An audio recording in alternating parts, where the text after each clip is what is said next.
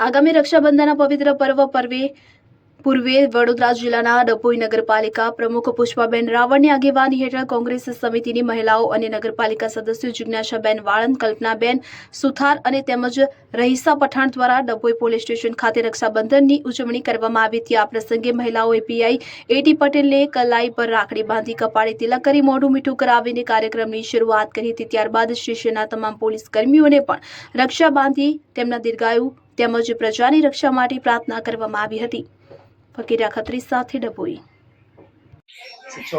આજ રોજ 25 ઓગસ્ટ 2026 ના રોજ ડભોઈ પોલીસ સ્ટેશન ખાતે મહિલા કોંગ્રેસ સમિતિ દ્વારા રક્ષાબંધનની ઉજવણી કરવામાં આવી।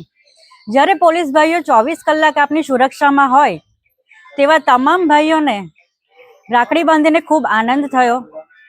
રક્ષાબંધનના પવિત્ર તહેવારની પોલીસ ભાઈઓને ખૂબ ખૂબ શુભેચ્છાઓ।